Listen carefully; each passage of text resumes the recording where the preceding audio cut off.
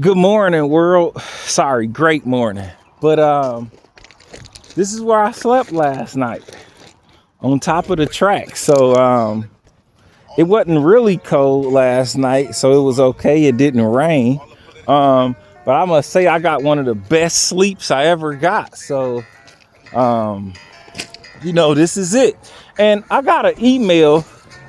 I don't know if they're a subscriber, but they watch one of my videos and they like, why are you posting videos of you being homeless, man? Like, you out here bluffing, you woofing. And he said I was looking for sympathy. This ain't about sympathy. Why would I? This ain't about sympathy. The internet is a very cruel place. And honestly, the internet isn't a place for low life activities. When people get on the internet, they want to show their best things on the internet. They showing off their best cars, their best clothes, the best meals they eat, the pretty girls that are in their life. The internet ain't a place for people that's living on the bottom. I put that there not for sympathy, but first off, for a number of reasons. First off, because if something happened to me, if I die out here, maybe somebody in my family or one of my ex-friends will see this. Somebody that never really knew me, they'll actually get to see how I was living, what I was going through, and how I was dealing with it. And they can say, dang, maybe I had him wrong. Or maybe there's somebody going through something similar like me, and they can watch me and see me be strong and vulnerable at the same time and learn something from it. This ain't about sympathy. You know what I'm saying? So I slept here last night. I'm going to get my day started. And people are making fun of me for places I sleep, but I'm a smart individual. I'm halfway decent looking. If I wanted to, I could go get a girl, just get with a girl just to use her for a place to stay. But that's not my thing. I don't want to use innocent women that I really don't love and really don't like and just be with them just because my circumstances are bad. I live in a city where the domestic violence rate is super high. And most of the times it's because people are with each other and they don't really love each other. They don't really like each other. I can tell you I got tons of friends that would wake up and their mission operative is to just go find women that they can manipulate and live off of.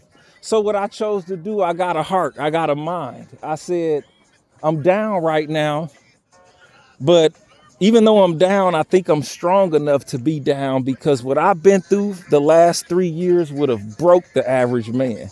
They would have jumped off this bridge and committed suicide. I didn't go out like that. I chose to keep my problems to myself, besides putting them on the internet to show people. And I'm thinking maybe when I come up and life gets better, I can look back on these times and say, wow, I was down. I was out there, I was down, and this is how I dealt with it. So you can criticize me for sleeping out here, but I got a free conscience. I didn't wake up in another woman's house that I don't love, and I know I'm manipulating her. So, but before you judge me, look at yourself. Before you judge me for sleeping on top of a railroad track, just think about all the other stuff I could have been doing. I could be out robbing, stealing like everybody else, but no. I had a great job. It's not my fault I lost it. It's really not. And if you knew my story, which you might if you just went through some of my old videos and saw how I actually became homeless, but I'll make another video and sum everything up again for the new people I got watching. But this ain't about sympathy. This ain't about scamming. I'm really out here living like this, and I just chose to share it with the world because if you really think about it, it's positive. I'm displaying patience. I'm displaying strength. Sorry about that. I know y'all can't see, but I kind of got emotional and started crying a little bit. So my words is like getting looped up. But let me calm down. Let me take a deep breath. But yeah, I'm doing the best I can in a bad situation. I really am. So